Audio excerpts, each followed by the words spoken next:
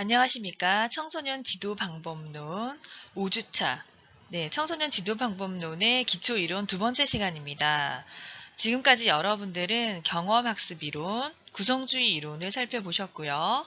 네, 이번 기초 이론 두 번째 시간에서는 동기 이론과 의사소통 이론에 대해서 살펴보도록 하겠습니다.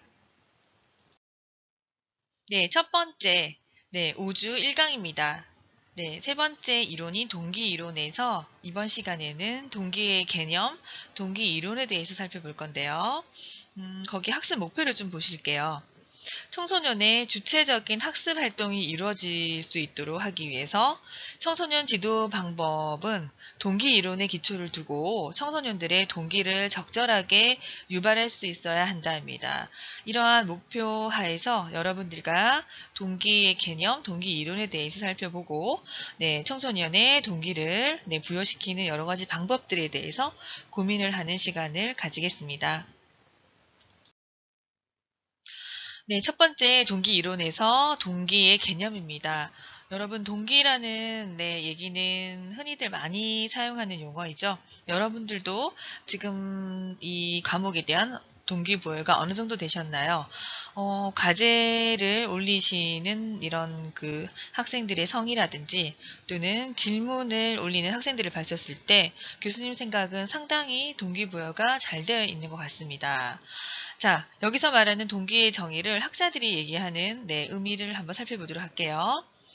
자, 오늘날 심리학에서 논의하는 동기의 의미를 살펴보면 다음과 같은데요. 첫째, 동기는 인간이 행동을 추구하게 하는 상태를 말한다. 둘째, 동기는 단순히 생물학적인 욕구인 본능이나 또는 추동을 넘어서 사회 환경과 상호작용을 통해 발달하는 여기서 중요한 단어가 있죠. 자아 실현의 욕구까지를 포함한다. 네, 그래서 동기를 단순한 그냥 그 동물적인 생물학적인 본능으로 보지 말라. 그래서 우리는 사회 환경과 상호작용하면서 발달하기 때문에 어떠한 자아 실현의 욕구까지 좀 포함을 시키자라는 얘기입니다. 셋째, 동기는 한 개인의 특정한 행동을 발생시킬 뿐만 아니라 이 동기가 일정한 방향성을 갖게 되며 효과적인 행동을 지속시킬 수 있는 활력수라고 정의할 수 있다.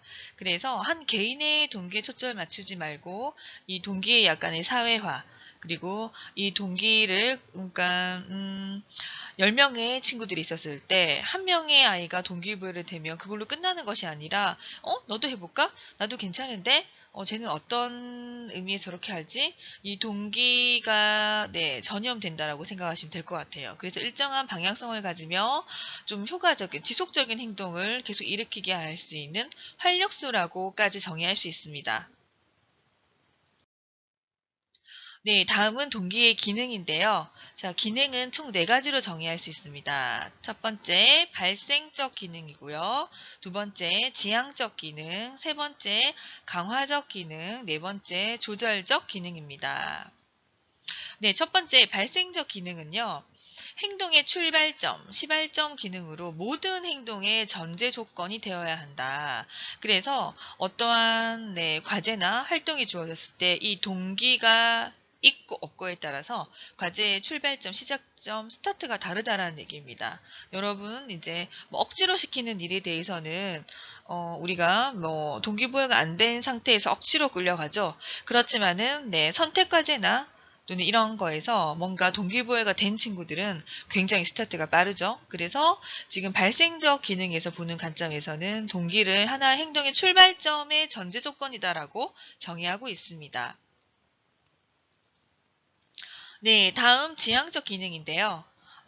요거는 행동의 구체적인 방향을 결정한다, 정한다. 그래서 자극에 대한 선별적인 반응을 통해서 목표 달성을 촉진합니다. 그렇기 때문에 뭔가 지향적 어떠한 목표 지점을 두고 이 동기가 그 목표로 향하는 목표 달성에까지 영향을 미친다라고 이해하시면 될 것 같아요. 다음은 강화적 기능입니다.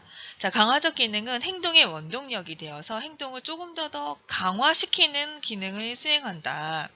자, 똑같이 과제를 수행하다 하더라도 이 동기의 정도, 강도에 따라서 그 과제를 수행하는 행동의 강도는 당연히 다르겠죠? 그래서 이 강화적인 기능은 동기를 조금 행동을 일으키는 촉진제, 강화제라고 설명할 수 있겠습니다.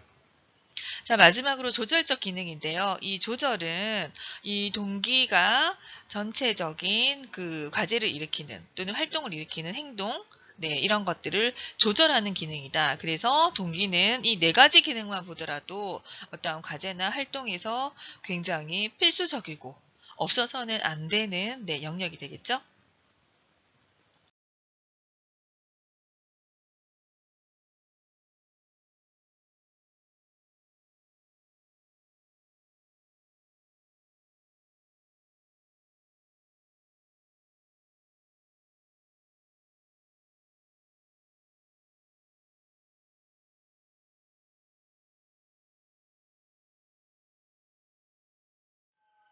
자, 앞에서 살펴본 이 동기의 개념은 외재적 동기와 내재적 동기 두 가지로 나눌 수 있는데요. 여러분은 과연 지금 현재 이 정신건강론을 들을 때 과연 외재적 동기가 강한가, 내재적 동기가 강한가를 잠깐 한번 생각해 볼까요?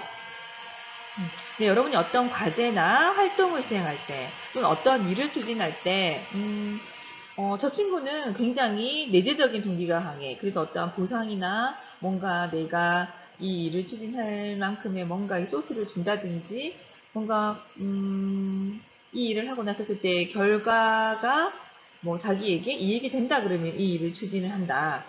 라고 하는 이런 친구들이 유형이 있을 겁니다. 자, 두 번째는 내재적 동기인데요. 이 내재적 동기가 강한 친구들을 보면요. 누가 시키거나 어떠한 뭐 돈 또는 뭐 상품 또는 이 결과에 대한 자기의 물질적인 이익 이런 것들이 없다고 하더라도 자기가 그 일이 너무 하고 싶어서 뭔가 일을 할 때 성취감 또는 내가 스스로 하고 싶은 이 생각이 들어서 이 일을 추진한다 라고 하는 바로 이것이 내재적인 동기입니다.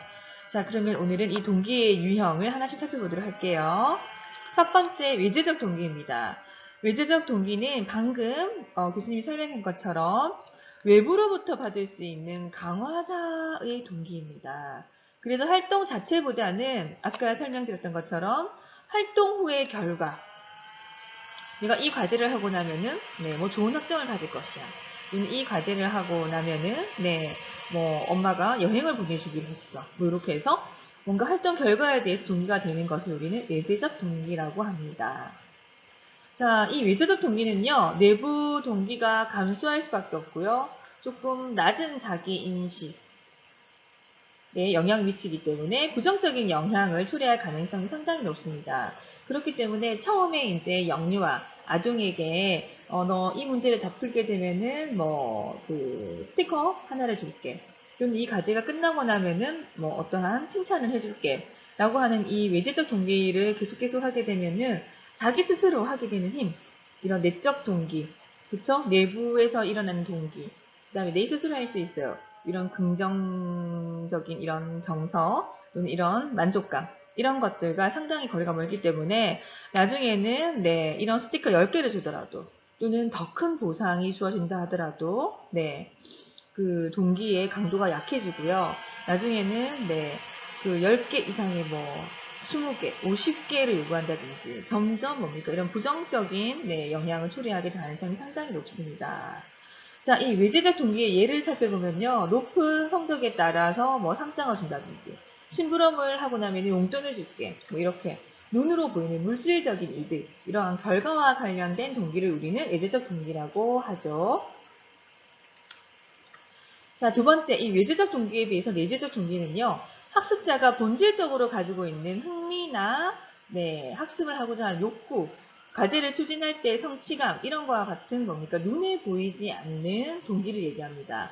그래서 스스로의 욕구에 대해서 상당히 반응을 하는 긍정적인 측면에서의 내재적 동기가 되고요.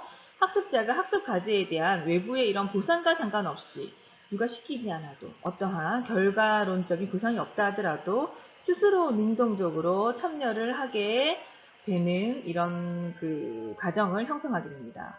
구체적인 내재적 동기의 예로는 성취 동기, 자아 실현의 욕구, 또는 뭐 성취감, 그렇죠? 뭐 이런 것들이 되겠죠?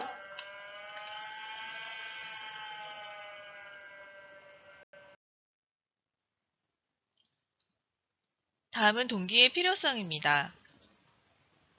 청소년 지도에 있어서 청소년의 자발적인 참여와 활동을 중심으로 이루어지기 때문에 여러분이 실제로 청소년 지도를 할 때는 다른 여러 가지 중요한 요인들이 있겠지만 교수님이 생각할 때는 바로 적절한 동기 유발이지 않은가라고 생각을 합니다. 이 동기 유발을 적절하게 어떻게 활용하는지에 따라서 실제로 진행하는 학습이나 활동의 성패를 좌우할 수 있습니다. 따라서 청소년의 이런 긍정적인 동기 유발을 어떻게 내가 시작하고 활동을 했는지에 따라서 네, 학습에 긍정적인 결과를 초래할 수 있고요. 또는 활동의 네, 목표 달성에도 상당히 도움이 됩니다. 왜냐하면 청소년 지도에서 동기를 적절하게 유발하기 위해서는 실제 네, 활동을 수행하는 이런 청소년의 행동을 먼저 세밀하고 체계적으로 관찰하는 것이 상당히 중요한데요. 이렇게 관찰된 관찰 리스트를 토대로 해서 네, 청소년들의 동기 문제를 먼저 확인을 하고 프로그램을 진행하는 것이 상당히 중요하다고 볼 수 있습니다. 자, 여러분 잘 아시는 바와 같이 이 청소년이 어떤 동기 문제를 가지고 있는지에 따라서 실제로 프로그램의 내용이나 방향, 교수법 또한 달라질 수 있기 때문이죠. 그러면 우리가 관찰해서 어떤 점을 유의해야 될까요? 청소년의 외면적인 행동뿐만 아니라, 그러니까 겉으로 드러나는 활동, 행동뿐만 아니라 그 행동 내면에, 이면에 감추어져 있는 내적인, 청소년들의 인지적인 요소, 특히나 정서적인 요소를 파악하는 것이 상당히 중요합니다. 우리가 청소년들을 이제 실제로 대면을 하게 될 건데요. 그랬었을 때 겉으로 보이는 모습을 뛰어넘어서 이들이 가지고 있는 동기의 문제를 인지적인 또는 정서적인 이런 태도적인 측면의 요소를 파악을 한다면 여러분은 멋진 청소년 지도사가 될 수 있을 겁니다. 다음은 동기 이론을 살펴보게 될 건데요. 네, 동기 이론은 실제로 우리가 어떤 과제나 활동을 할 때 이 동기가 어디에서부터 이끌어오는가. 그래서 이 동기를 일으키는 기제, 뭐 원인은 무엇인가와 관련된 여러 가지 학자들의 이론을 살펴보게 될 것입니다. 첫 번째로 행동주의입니다. 여러분 행동주의 뭐 다른 교과목에서도 많이 들으셨죠? 행동주의의 가장 기본 원죄는 무엇이죠? 네. 인간의 타고난 생득적인 능력은 무시한 채, 그쵸? 뭐 보상이라든지 처벌 이런 것들을 통해서 인간의 행동을 변화시킬 수 있다라고 보는 관점이죠. 그러한 관점에서 우리 동기를 한번 행동주의 색깔로 한번 해석해 볼까요? 자, 행동주의자들은 특정 행동을 유발시키는 이런 보상이나 처벌의 종류 등 외적인 강화제를 통해서 이런 강화 방법을 통해서 인간을 외제적으로 동기화시키는 것에 관심을 두었습니다. 그러니까 어떤 방법을 쓰면 어떤 보상제를 주면 몇 번 정도 보상을 주면은 인간의 행동이 일어나더라. 라는 관점에서 동기를 해석하고 있습니다. 대표적인 학자가 클라콜이라는 학자인데요. 이들은 충동 감소 이론을 주장하고 있습니다. 네, 그래서 충동 감소 이론을 조금 더 상세히 살펴보면요. 충동 감소 이론이란 인간의 모든 행동은 욕구와 충동으로 인한 긴장을 감소시키는 방향으로 진행된다. 자, 이들은 인간이 기본적으로 가지고 있는 욕구나 충동을 가지고 인간의 행동을 설명하고 있는데요. 우리는 흔히 여러 가지 상황에서 뭐 충동, 그쵸? 뭐 이런 갈등을 겪고 있습니다. 자, 그런데 보시면 1차적인 충동인 경우에는요, 상당히 근원적인 충동, 그래서 인간의 욕구와 좀 밀접하게 관련이 있죠. 1차 욕구, 배고픔, 목마름. 이건 어떻게 해소를 하지 않으면 안 되죠. 네, 2차적인 충동은요, 획득적인 충동. 뭔가 내가 하면 뭔가를 얻을 수 있는 거. 그래서 뭐, 새로운 글쓰기를 한다든지, 음악을 창작한다든지, 이러한 활동들. 자, 그런데 이런 1차적인 충동이 만족되었을 때, 비로소